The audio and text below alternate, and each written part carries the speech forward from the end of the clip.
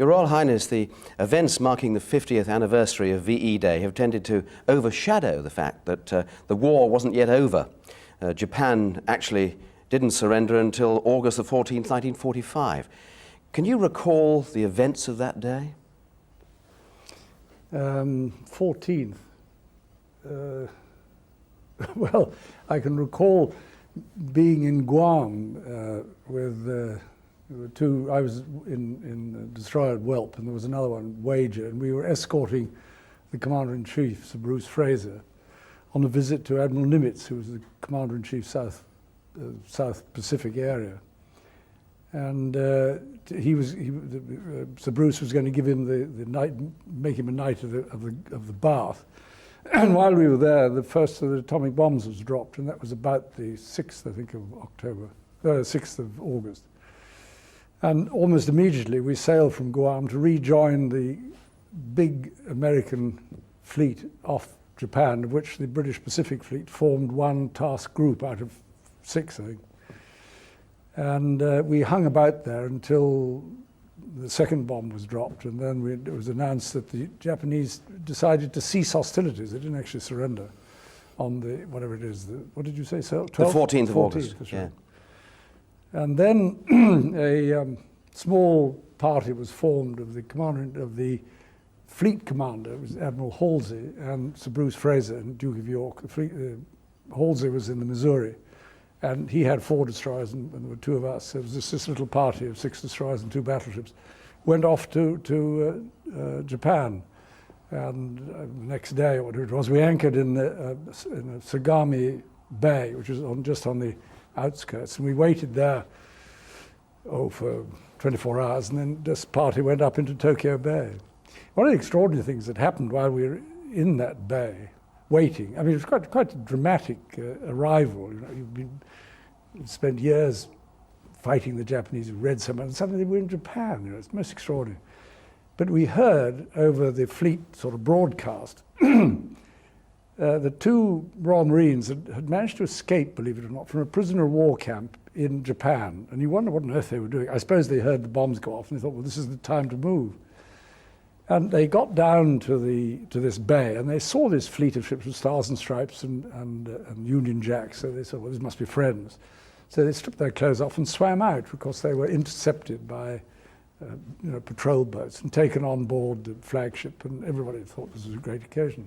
Anyway, about 30 years later, I was attending the annual conference, or the annual reunion of the Far East prisoners of war. And I thought I'd tell this story to the assembled company. In the middle of this thing, they said, they're here! and the 2 blokes who were actually attending that thing. Extraordinary. But what sort of celebrations took place on HMS Welp? Well, there weren't any. None whatsoever? No, it was quite busy because we went on up into the bay, and then there was quite a lot to do, funnily enough. I don't know why. And then, of course, on the 3rd of September, everybody gathered. We had to wait for 2 or 3 days, well, until then, because there was a typhoon, and General Marshall couldn't get to Tokyo, and a lot of the representatives couldn't get there. And that was actually... Well, sorry, you mentioned that the 2 bombs had already been dropped on Japan, at Hiroshima and Nagasaki. Do you think it actually took that to make the Japanese surrender, or do you think eventually they would have surrendered anyway?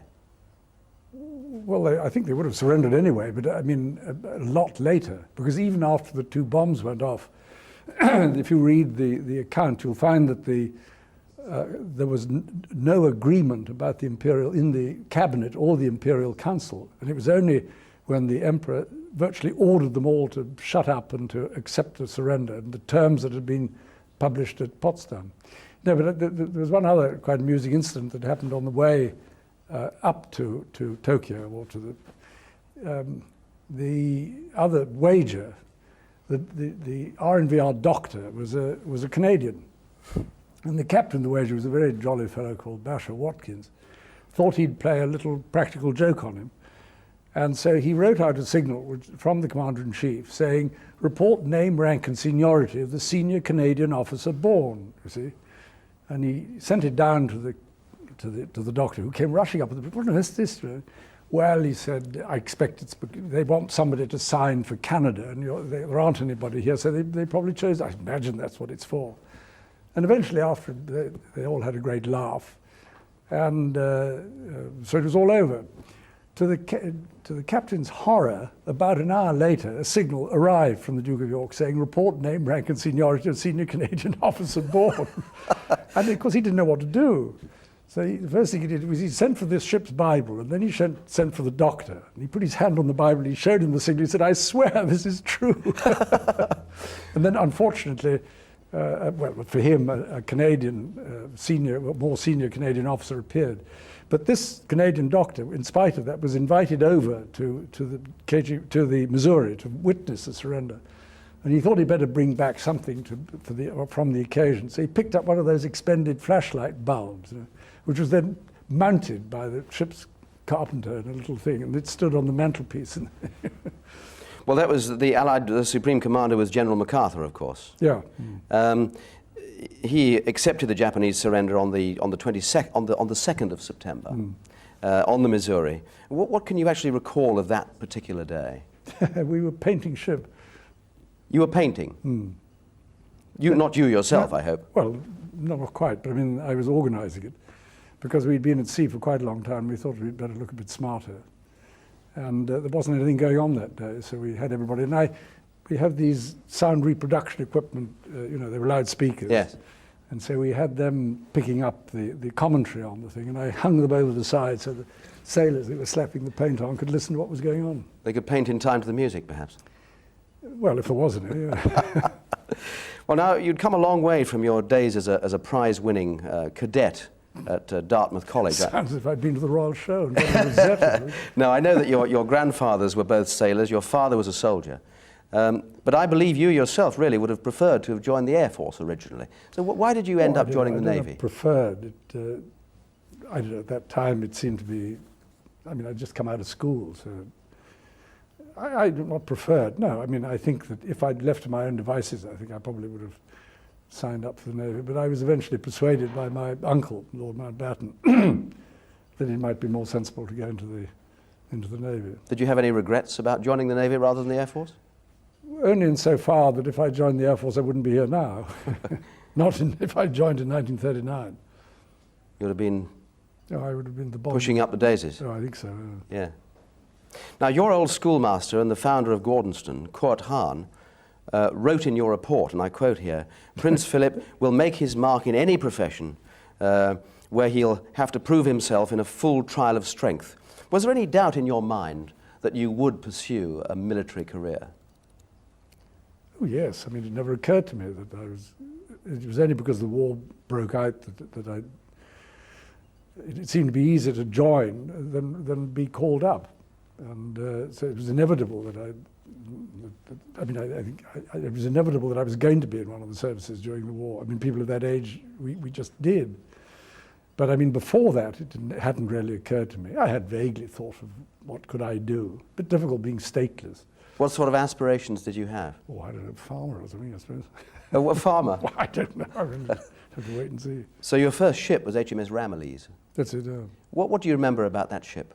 It was the first time you really went to sea. I joined her in Colombo, and it was very hot, I seem to remember. We lived in fairly Spartan conditions. We had the midshipmen lived in what was called a chest flat, which was a hole right down. It had no outside scuttles or anything, and there was no air conditioning and no sort of.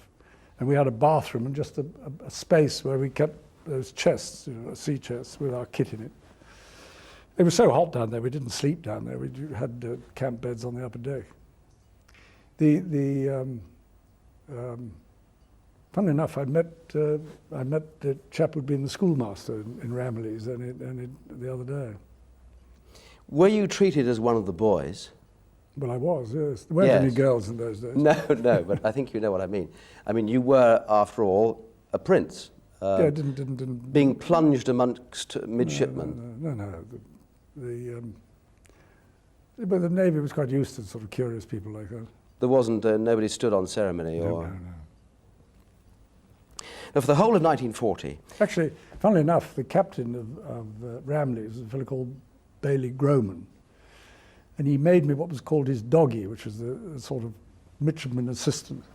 And he did it because he'd been my grandfather's doggy. So he must have had some stories to tell. Well, I don't know, he's long since. Yeah.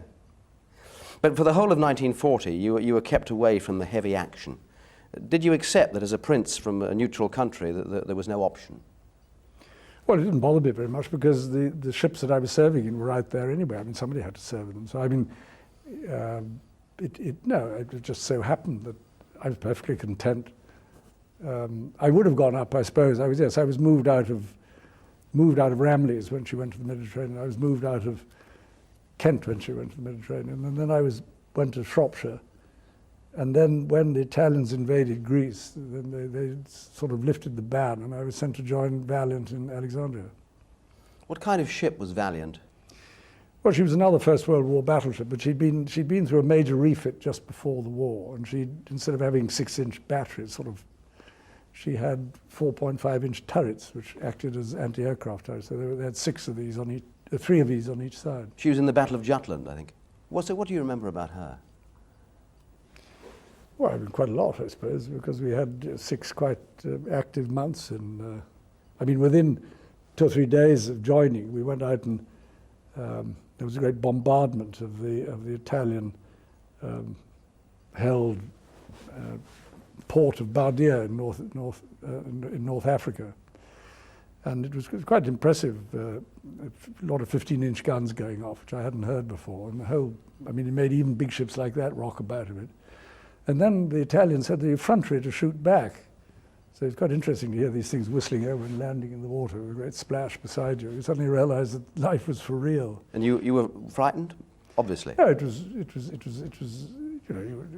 I don't know, frightened. It was just surprising. Do you have time to think about fright when in a situation like that? No, not directly. I was more frightened on other occasions. And then very soon after that, we were taking a convoy to Malta, and there was a tremendous attack on the whole fleet by German dive bombers, the Stukas. And I was watching. I was actually in one of the turrets, but I managed to get my head up through one of the 15-inch turrets. It wasn't doing much good in an air raid. I managed to stick my head out and watched the bombers attacking the Illustrious, the carrier, and they did quite a lot of damage. And then she had to be taken out to the Mediterranean.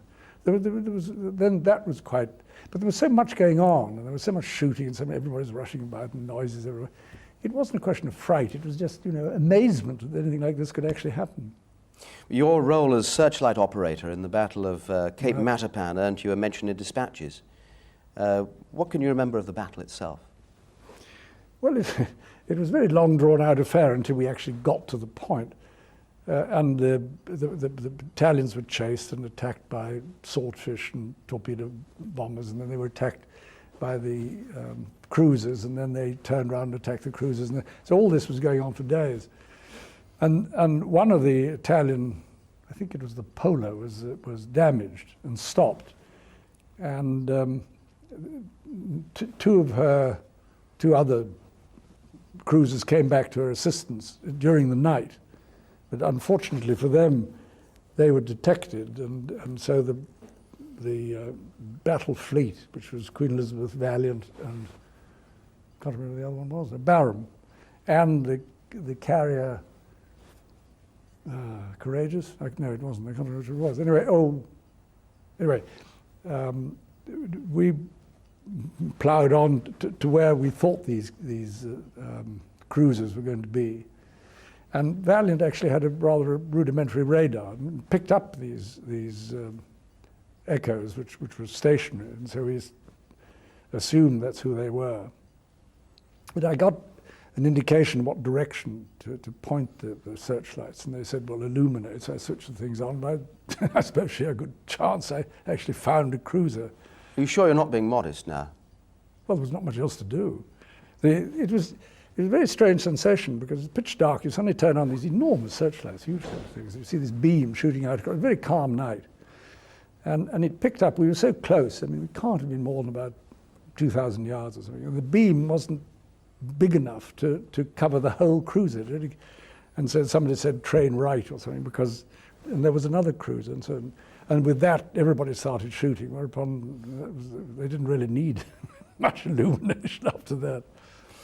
Soon after the fall of Greece in April 1941, Valiant was in action again at the Battle of Crete. This time the Luftwaffe had a real field day. Can you tell me what happened? Well, it was part of the, I suppose people were trying to evacuate the British troops from Crete, the last ones to come out. So we weren't particularly involved in that. I mean, we were milling around some distance, or you could see Crete, but it was some distance away. And there was general sort of usual confusion. Everybody was shooting and airplanes were flying about. And we were, I think it was then, no, I think it was the day after Matapan that we were hit by two bombs, one forward and one aft. How close in succession? Well, it was one stick of bombs, and they went sort of diagonally across the ship, and one hit on the quarterdeck, and the other one just missed the forward. But the whole ship bent like that with the explosions, and actually bent sufficiently for some of the hatches down below to be jammed.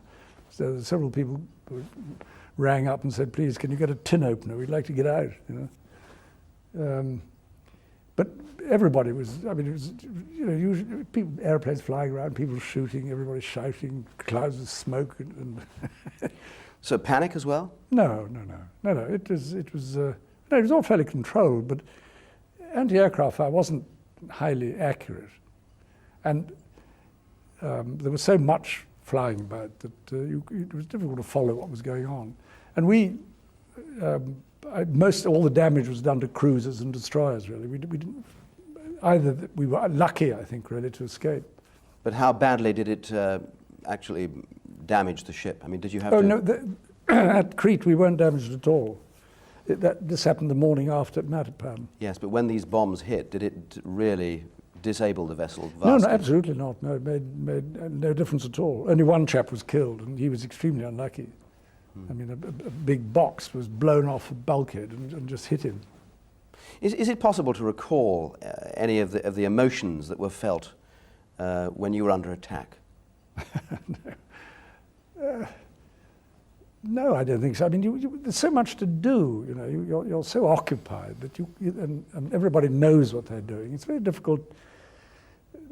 You can't sort of sit back and say, well, what do I feel like today? You know? No. I know it's a favourite question. Everybody says, what does it feel like to do this? What does it feel like to do that? I mean, what does it feel like to do this? Well, I don't know. I wonder whether I'll be asked in many, many years' time. You can't actually train for this, though, can you? Oh, yes, you could do, yes. In fact, there's an awful lot of simulator training goes on, particularly now. And there were simulators during the war. So if you went into the anti-aircraft school, for instance, we had all the noises and all the sort of... So you got used to it. Your uncle, Lord Louis Mountbatten, lost his ship, HMS Kelly, in the Battle of Crete. Was that a major blow for the Navy's morale? Well, there were an awful lot of ships were lost. I mean, yes, he wasn't the only one. But particularly with Lord Louis on board, high profile. No, I don't think so. I think if anybody was lost, it was...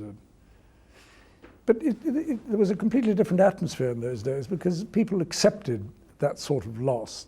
It was part of the fortunes of war. I mean, we didn't all have counsellors rushing around every time somebody let off a gun. You know, so, "Oh, you all right? You know, are you sure you haven't got some ghastly phobia or whatever?" He just got on with it. I saw him when he came back to Alexandria because he was picked up, and I always remember because he'd been swimming about for quite a long time in water. So his eyes were sort of bright orange, well, sort of not orange, sort of red with the salt. Color. No, from the oil in the water. But everybody got back to work again very quickly. Did being involved in the battles of Matapan and Crete change your outlook on life? I mean, young men are notorious for thinking, oh, well, it'll never happen to me. But in fact, it did happen to you. No. I mean, I think we all took it as being part of the business. What were you doing fighting if you weren't going to fight? Coming through any kind of military action must galvanize spirits, though. I mean, were there great feelings of camaraderie with the tension, perhaps waiting for the next encounter? It's terribly difficult to know. I mean, we're in the routine. You're always going out on some operation, coming in again. And I think the having followed the events that led up to Matapan before we went to sea, knowing that we were going to get involved or hoping to get involved, was people said, "Well, I don't want to be a hero," you know, but it was all rather sort of childish. But I mean, people just got on with it. And by the time you appear to have built up a reputation as a man of action who didn't really stand on ceremony, your journey home to the UK by a coal-fired ship, troop ship, for instance, do you remember the Chinese stokers going on strike, jumping ship at Puerto Rico? Yeah. What happened? They went on strike and left. And then they called, there weren't very many passengers on board, as a matter of fact. I think there were 3 RN midshipmen and 1 merchant navy apprentice. We'd managed to transship at Durban, and we hoped to get home quicker. In fact, we didn't really, but we pulled in at Puerto Rico to refuel. And so we were asked to volunteer, so we went down and did some coal trimming. I got a certificate from the Canadian Pacific saying that I'd qualified as a coal trimmer, but I've lost it, needless to say. Hard work? It was quite hard work, yes. Lost a few pounds in weight now. I really like it, yeah. Why did they go on strike in the first place? I have no idea. I wasn't paying much attention. We then went on to Newport News, and where I managed to, with the 3 of us, managed to hire a car and drive up to Washington, which was quite funny. We were in white uniforms and drove back through the pouring rain and had a flat tire just before we got back to Newport News. And of course, trying to change a tire in the rain in white uniform left us looking pretty scruffy. What did you do in Washington? I just walked around and had a look. And when you were there, what was the American attitude towards you? British naval officers, I mean, there was no covering it up, you were in uniform. Yes, but I think there were so many uniforms, and Washington's a very cosmopolitan place. I don't think anybody noticed, frankly. Well, in 1942, you joined HMS Wallace for convoy duty off the east coast of Britain. A very, very different role altogether, having been in action so much in the Mediterranean. Was this a bit of an anticlimax for you? Oh Lord, no. I mean, the North Sea was a very active place. E-Boat Alley, I think it was called. Yeah, well, that's off the Norfolk-Suffolk coast, yes. But we used to start with convoys in the Firth of Forth at Methil, and then take them down to Sheerness, and we'd spend a night in Sheerness, and then pick up another one and take it back again. But they advanced at about 6 knots on average, and as the tide was 5 knots, it wasn't really frightfully, we didn't get anywhere very fast. And then at night, there were usually alarms about E-boat attacks, so we had to rush around and fire star shell. And I don't think we really had a serious encounter with E-boats. I mean, I think I saw one the whole time I was there. Was it frustrating for you then, having been in so much action in the Mediterranean? It seemed a bit quiet. No, absolutely. No, not at all. No. I mean, we were much nearer. Don't forget, that's very close to the French and German coast. Aircraft could fly out very easily, and did. And there was bombing over this country. They came over the whole time. There were E-boats coming out. No, it was much more in the front line. Within a few months, you were promoted to first lieutenant. First of all, I was promoted to lieutenant because I joined as a sub-lieutenant. And then after I'd been a lieutenant for whatever it was, I don't know, about 3 or 4 months, the then first lieutenant left, and the captain was left with really a choice of getting a new first lieutenant or moving me up into the slot. So he decided to move me up into the slot and got a sub-lieutenant instead. So that was very good. Were you, was this part of your desire? Were you very ambitious? No, I don't think so. I was quite surprised, I suppose. And pleased? Oh, yes. Now, there was some friendly rivalry with a young officer, an Australian called Mike Parker, later to become your equerry. How did this rivalry manifest itself? Well, it didn't. Was he not he was on a ship called Lauderdale, HMS Lauderdale? Is that right? right? I didn't know him at that time. Right. I only met him in Australia when we were in the same flotilla. He was in Whirlwind, and was it Whirlwind? And I was in Whelp. We were in the 27th flotilla. But I mean, we saw a lot of each other after that because He was one of the ships that was in Hong Kong, and we got to know each other and played squash. That's what. Good mates. Yeah. Yeah. I read that as a young naval officer you were pretty much a perfectionist. Is that the case? But what? A stickler for perfection. I don't think so. Not particularly. I mean, I think everybody tried their best to make the best of the job. We had very good people. Some might see the Navy as a rather solitary life for a 21-year-old bachelor, separated from his family, his friends by war and thousands of miles. How did you stay in touch with events back home? Well, by letter. I don't know how else. Who did you write to? Or?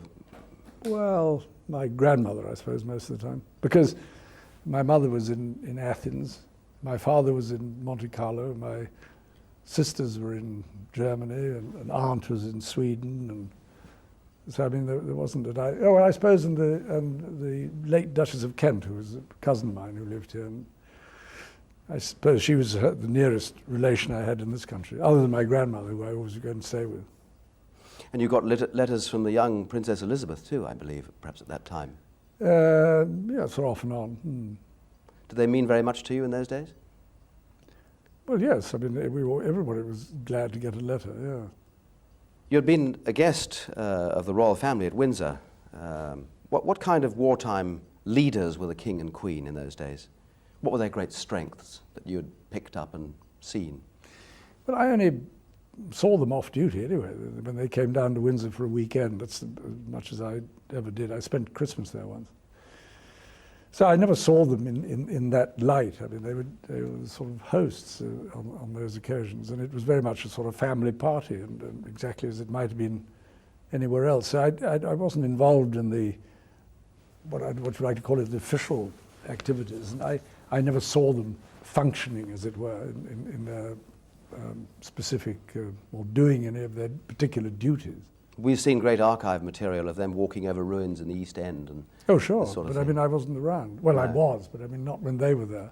I mean, I was not very far from here on leave from Rosyth, and I was actually having a bath rather comfortably in my uncle's flat in the top, well, little house he had in Chester Street. And I was lying there thinking, this is rather splendid, and wondering what I was going to do that evening, when a doodlebug went past the window, and it landed just not very far away back there with a loud crump. Made you get out of the bath pretty quick and dry. Well, I reckon it was too late by then, so I just stayed in the bath. During the spring of 1944, your new ship, HMS Whelp, was being built in Newcastle. Mm-hmm. You spent some time around the shipyard waiting for the completion of work. Was that duty very frustrating, waiting for your ship? No, it wasn't at all frustrating. What you had to do, a ship, while it's being built, they send a certain number of people in advance, the chief engineer and the first lieutenant, who's the executive officer, the administrative officer, on ahead to, in a sense, to supervise the final fitting out.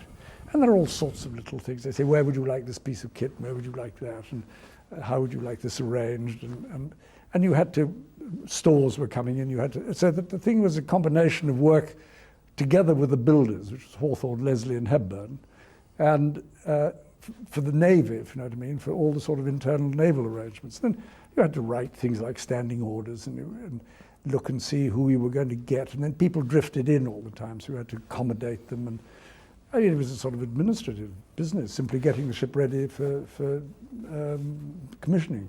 And you were living at that time in a boarding house? No, in a hotel. I think it was called the Gordon Hotel, somewhere or other. I can't remember what it was. Sort of residential hotel? I think so, yes. Yeah. Which probably gave you an insight into the man in the street, as it were. The man in the street live in a hotel? Well, if you would like to put it that way. I mean, we had lots of men in the street, off the street in the Navy. I mean, most of the ships, most of the men in Wallace came from Liverpool. And a lot of the ones in Whelp came from South Wales. But you don't understand, if you're in the services, you meet people from all walks of life. I mean, you just live with them. You know, it's not. The only difference is that people have different responsibilities.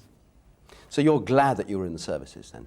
Oh yeah. It gave you a greater insight, perhaps, to. Well, I didn't do it with that end in view. But that is what you get at the end of it. You get to know people of every kind of background. Which you wouldn't provide necessarily have everybody done. what? Which you wouldn't necessarily have done had you not been in the services. Yeah, you could say that. By now, Italy had surrendered. By when are we now? D-Day was a couple of months away. From a military perspective, did you feel the tide had turned in the Allies' favour? Well, it obviously had, didn't it? I mean, Yes, it had. we but landed. were you aware of it? Oh, yes, we knew exactly. We were in, because we just commissioned, the whole of the 27th Flotilla, or most of it except for one that had got damaged, were all up in Scapa Flow. And we were the only inhabitants of Scapa Flow during the invasion, because we literally all just been commissioned. And as soon as the invasion had taken place, and the war was moving into Europe. In fact, the naval war in Europe virtually ended. I mean, the U-boats had more or less, well, they were still being chased, but I mean, in the sense they were not as effective as they had been. Everybody's eyes, or at least our eyes, were on the Far East because the war was still going on. So we all set off and went through the Mediterranean and went to Ceylon, where the ships that were going to form the British Pacific Fleet joined together and then went out jointly via Fremantle and round to Sydney. And a proportion of ships stayed in Trincomalee in the East Indies as the East Indies Fleet, working with the Burma, in a sense, as part of the Burma War. So what was the state of the Pacific War at this time? Well, it was... The Allies had begun to get on top. It was quite bloody. Well, the all the same. Allies, it was the Americans, there weren't anybody else. And they'd got on very severely on top. They'd retaken most of the islands which the Japanese had occupied at some stage during the war. They'd worked them right back. And when we arrived, they were just invading Okinawa. And we only got in to the invasion of Iwo Jima, but that was almost entirely an air war. I mean, it was the carriers flying off aircraft for interdiction bombing and generally supporting the Americans on a flank. Because you've got to remember that there were two fleets. Well, there was one fleet in the Mediterranean, depending in the Pacific. It was either called the Fifth Fleet if it was commanded by, I think, Admiral Spruance, and it became the Third Fleet. It was commanded by Admiral Halsey. But it consisted, I think, of 4 or 5, I can't remember exactly how many, carrier task groups, and each group had 4 or 5 carriers in it. And each group had 4 or 5 carriers and 3 battleships and 5 cruisers and about 30 destroyers, all arranged in a sort of circles. And the British Pacific Fleet was one of those, and on a slightly smaller scale. We only had 4 carriers and 2 battleships, but otherwise, and it operated on the flank, as it were. What kind of naval nation was Japan? Well, she had I suppose, I don't know, it had quite an effective fleet. It had enormous ships, but by that time, there was really virtually no, I mean, all the major battles had been fought. The Americans, and they were mostly inter-carrier battles, very few inter-ship battles. And there were a few inter-ship battles, but most of the major Japanese units had actually been sunk by then. So that when the fighting moved up into Japanese home waters, I mean, there was no surface opposition at all. In any case, if they sucked their nose out, they would have had about 600 airplanes over ahead of them. So I think they kept their heads down. Did you come across any kamikaze pilots? Yeah, no, pilots. Or kamikaze activity? Oh, yes, we saw quite a lot of that. What happened was one of the destroyers was always put as what we call plane guard in the middle of this circle, and the carriers on the next circle out, as it were. And the chap in the middle, if any airplane crashed or fell overboard, you rushed up and picked up the pilot. But we were in the middle one day, and we had an American liaison officer on board, and naval officer, and a kamikaze hit. I think it was the Indefatigable or in the Implacable, I can't remember, right where the island meets the flight deck, and there was a really crump and bits went up and smoke all over the place. And the American turned white and said, "Oh God, she's gone." And anyway, so we watched this. We weren't very far away. We were watching this through binoculars. The smoke cleared and the bits fell into the sea. And the next thing that happened was that about 20 sailors came out with brooms and swept the rubbish over the side.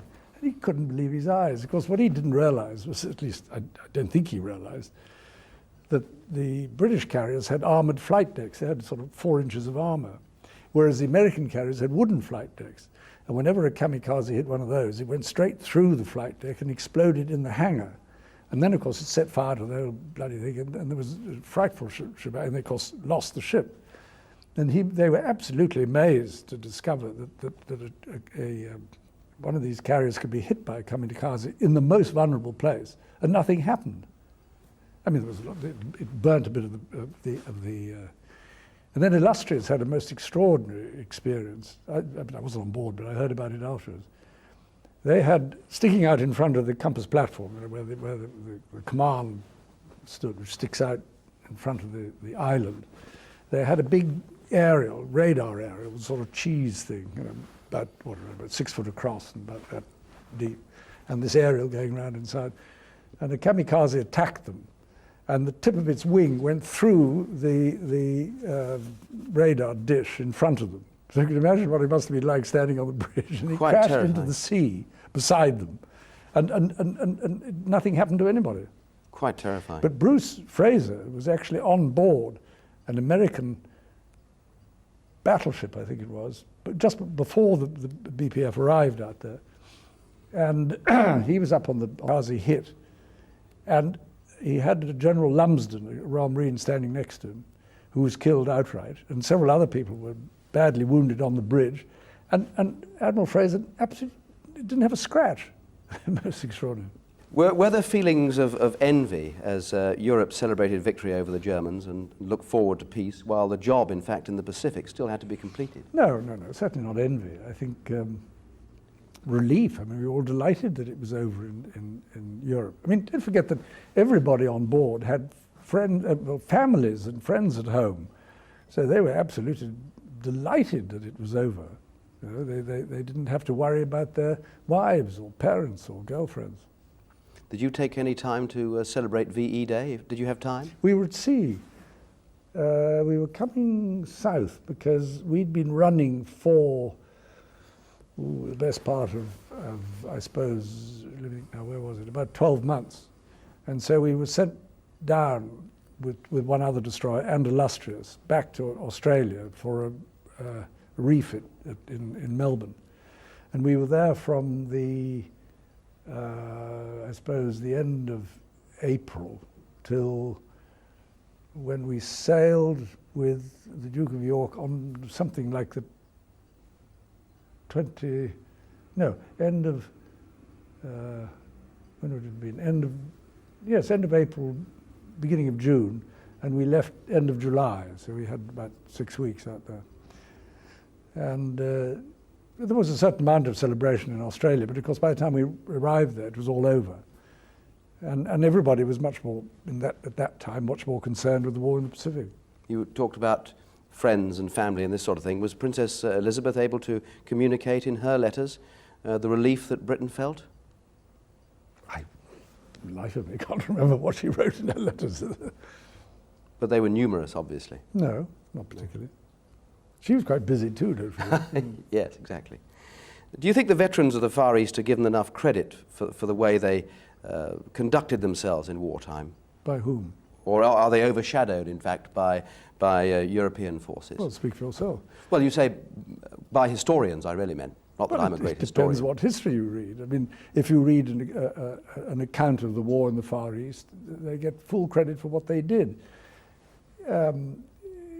Some people obviously were more interested in the war in Europe, and some people were interested in the war in the Far East.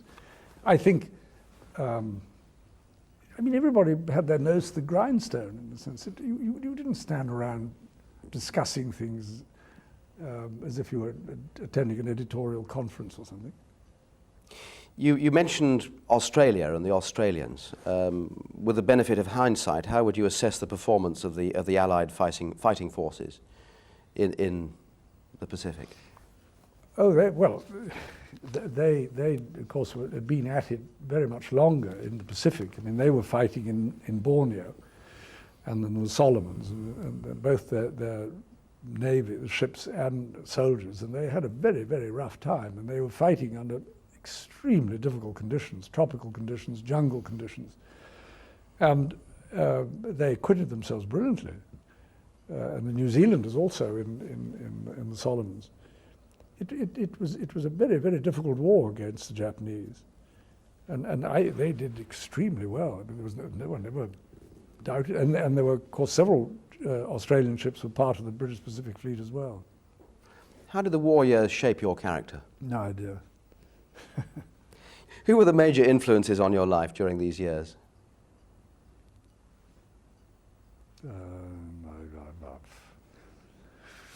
I suppose that's a very difficult question to answer. The first captain in Wallis was a fellow called Teddy Hayward Lonsdale, who was a great character, and I was very fond of him. And he had he'd been in the Navy, then went out and then came back again, and was a great.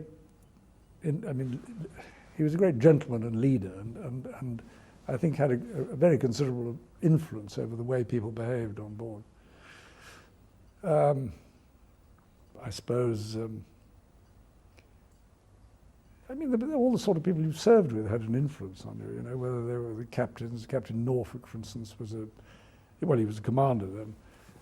Had an influence. The captain, and then friends, other first lieutenants, because you've got to know. That's how I got to know Mike Parker. But I mean, there were 7 or 8 of us, all first lieutenants in the same flotilla. So it was a sort of first lieutenants club. You know, we all got to know each other, and we all had the same jobs. Of all the ships you sailed in, does one particular one stand out as being your favourite? Well, what do you mean during the war, or at all? Yes, during the war. Well, I suppose I spent longer in Whelp than in any other, and I was first lieutenant, second in command, in a sense, from beginning to end. So, yes, that was probably, and it took me all the way from Scapa Flow to Tokyo and back again. Your final job in the war on HMS Whelp was to transport prisoners of war. Yes. What sort of condition were they in? Well, to get it straight, what we did was, in the days when we were waiting for Marshall to arrive in Tokyo, Bruce Face had organized for the light fleet carriers to fly off their aircraft and come into Tokyo to collect prisoners of war. And he got that agreed that they would be evacuated even before the surrender.